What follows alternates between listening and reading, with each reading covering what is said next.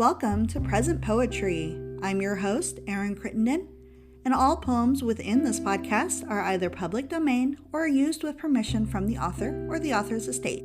It's a fun time for poetry lovers of all ages, so sit back, relax, and get ready to hear some poems of the past and the present.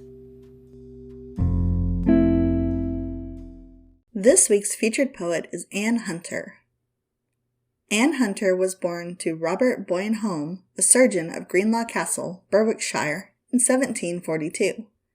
She was the eldest daughter, and while we don't know much about her early life, we do know that she began writing as early as the 1760s. In 1765, her lyrical poem, Flowers of the Forest, got published in The Lark, an Edinburgh periodical, and offered her a moment of fame. In 1771, she married acclaimed scientist and surgeon John Hunter.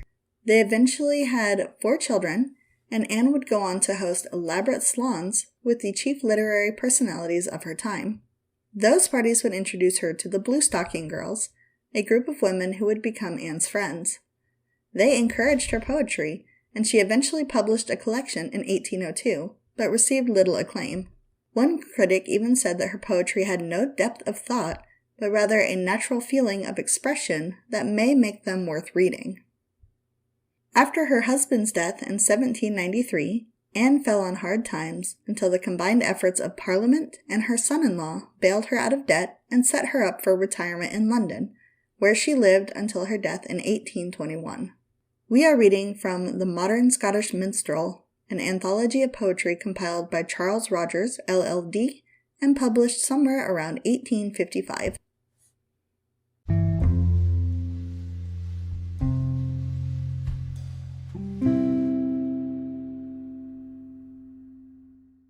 This poem is called My Mother Bids Me Bind My Hair. My mother bids me bind my hair with bands of rosy hue, tie up my sleeves with ribbons rare, and lace my bodice blue. For why, she cries, sit still and weep, while others dance and play? Alas, I scarce can go or creep, while Lubin is away. 'Tis sad to think the days are gone, when those we love were near. I sit upon this mossy stone, and sigh when none can hear. And while I spin my flaxen thread, and sing my simple lay, the village seems asleep or dead, now Lubin is away.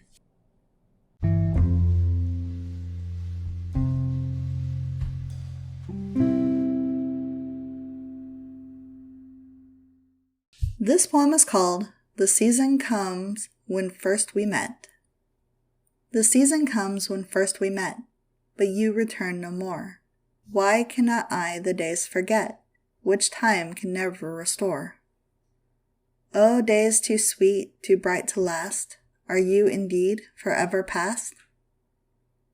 The fleeting shadows of delight in memory I trace, in fancy stop their rapid flight, and all the past replace. But ah, I wake to endless woes, and tears the fading vision close.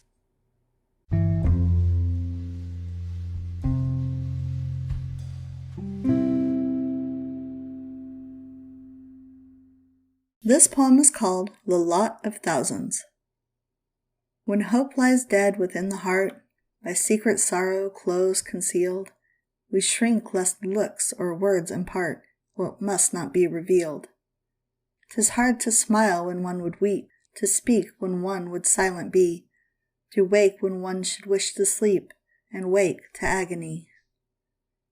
Yet such the lot by thousands cast, who wander in this world of care, and bend beneath the bitter blast to save them from despair. But nature waits her guests to greet, where disappointments cannot come, and time guides with unerring feet the weary wanderers home.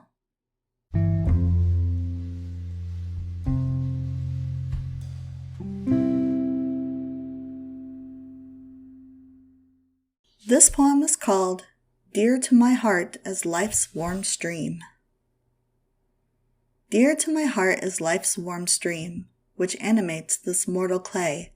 For thee I court the waking dream, and deck with smiles the future day, and thus beguile the present pain with hopes that we shall meet again.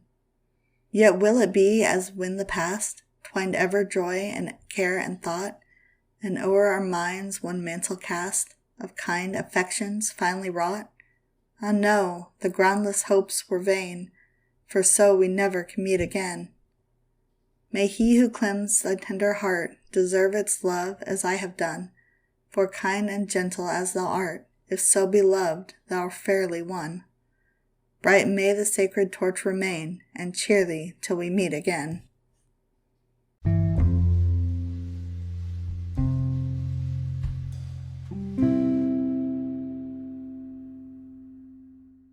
This poem is called The Flowers of the Forest.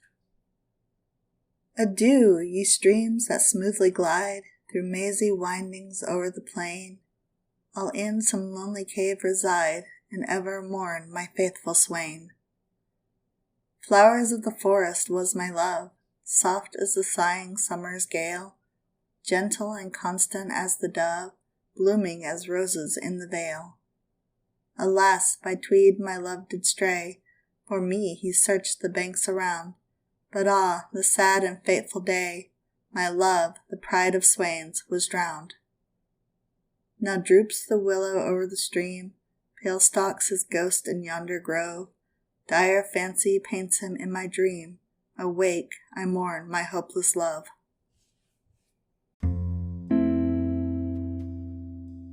Thank you for listening to this episode of Present Poetry.